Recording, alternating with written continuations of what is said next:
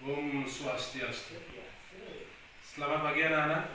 Nah, sebelum kita lanjut, mari kita berdoa terlebih dahulu. Ya. Om Awidunam Astu Namasidam. Om Siddhastu. Bagaimana kabarnya anak-anak? Semoga kalian dalam keadaan sehat.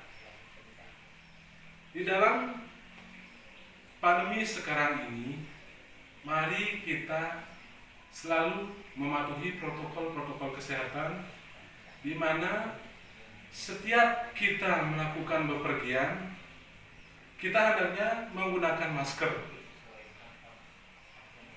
dan sesering mungkin kita mencuci tangan dan jagalah jarak dimanapun kita berada.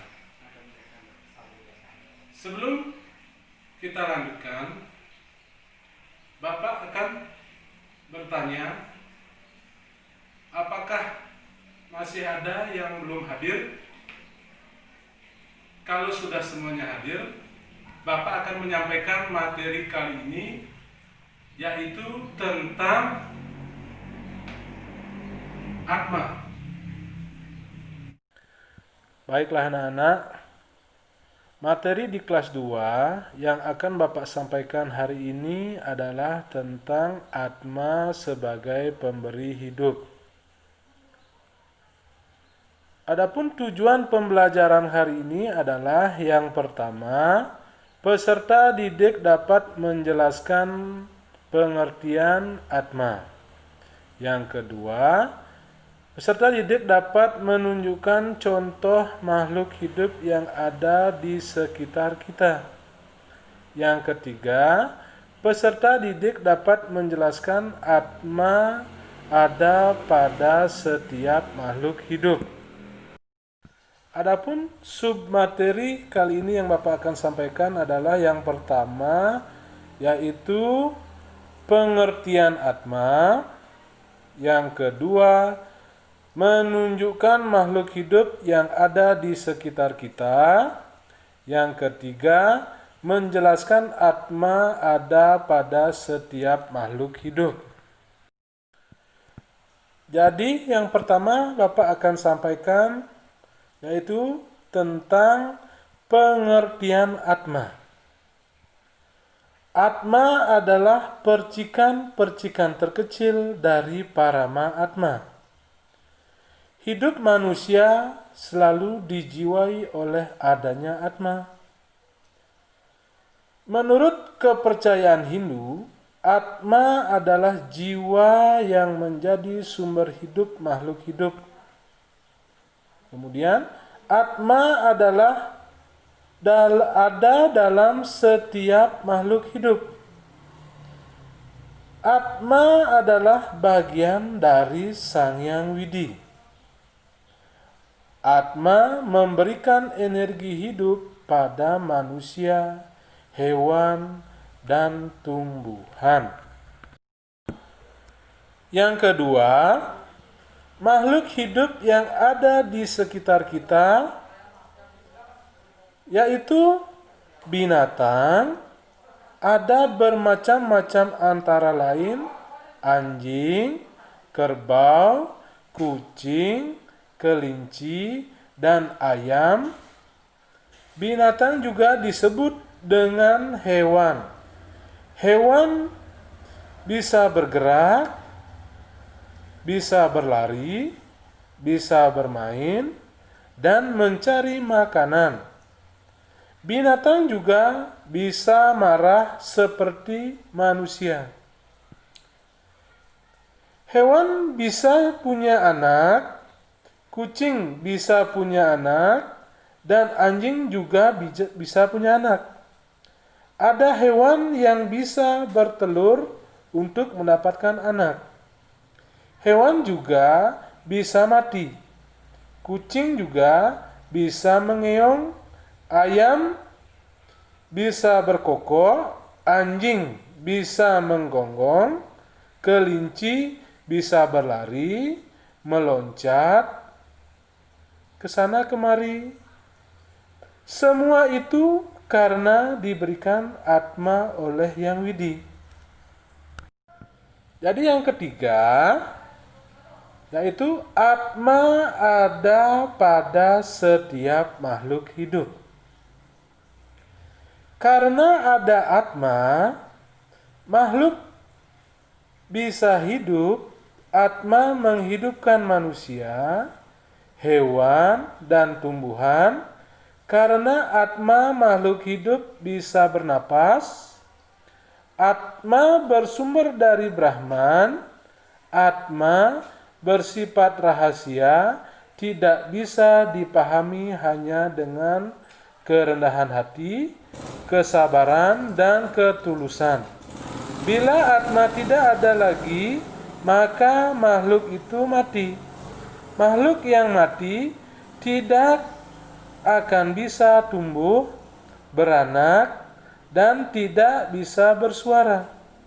Bila makhluk hidup sudah mati, maka atma kembali ke sumbernya, yaitu Parama Atma.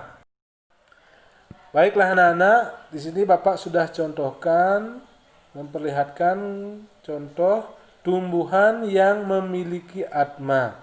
Yaitu yang pertama itu adalah gambar rumput. Yang kedua adalah gambar tumbuh-tumbuhan yang menjalar. Yang ketiga, semak dan pepohonan. Kalau tadi Bapak sudah tunjukkan tentang contoh tumbuhan. Nah, sekarang kita lihat contoh binatang yang memiliki atma. Yaitu yang pertama, binatang bersel satu. Nah, kalau kita cermati gambar itu adalah gambar cacing. Kemudian yang kedua di sebelahnya, binatang bertelur baik di darat maupun di air. Nah, yang Bapak contohkan di sana adalah gambar ayam. Kemudian yang di sebelahnya ada binatang menyusui baik pemakan rumput maupun daging. Nah, yang Bapak tampilkan di sana adalah gambar sapi. Ya, sapi yang sedang menyusui anaknya. Yang ketiga di sana Bapak contohkan yaitu adalah contoh manusia yang memiliki atman, yaitu di sana ada gambar manusia. Nah, itu berbagai dari misalkan dari suku, dari zaman modern. Nah, di sana ada naramerga atau manusia dengan bagian tubuh masih seperti binatang. Kemudian yang di tengah-tengah wamana, manusia dengan postur lebih kecil dari biasanya. Kemudian yang paling pinggir itu adalah jadma, manusia sempurna. Nah, ini di era sekarang. Ya. Baiklah anak-anak, nah demikian tadi yang sudah Bapak sampaikan mengenai tentang atma. Nah, sekarang Bapak akan menyimpulkan materi atma sebagai pemberi hidup, yaitu atma merupakan percikan terkecil dari Parama Atma, di mana atma atau jiwa pemberi hidup semua makhluk hidup. Atma menghidupkan tumbuhan, atma menghidupkan hewan, atma menghidupkan manusia. Makhluk hidup harus selalu bersyukur kepada Sang Yang Widi. Jadi kita harus tetap bersyukur kepada Sang Yang Widi, karena beliaulah yang memberikan atma kepada manusia atau makhluk hidup yang ada di bumi.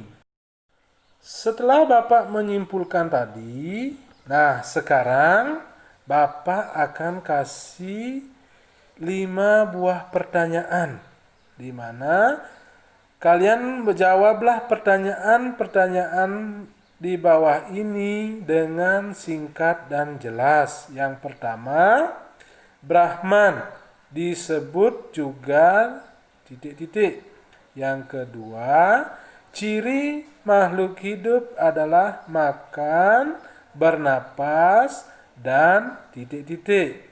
Kemudian yang ketiga, kucing, anjing, sapi berkembang biak dengan cara titik-titik. 4. Makhluk hidup kalau ditinggal oleh Atma akan titik-titik. Kemudian yang kelima, makhluk hidup yang mati baunya titik-titik. Baiklah anak-anak, demikian tadi penjelasan tentang materi Atma yang telah Bapak sampaikan. Mudah-mudahan apa yang telah Bapak sampaikan tadi kalian dapat memahami tentang materi Atma. Untuk pertemuan sekarang Bapak cukupkan sampai di sini. Sampai jumpa di dalam pertemuan berikutnya. Nah, untuk sekarang Bapak akan akhiri materi Atma kali ini dengan mengaturkan Paramo Santi. Om Santi Santi Santi Om.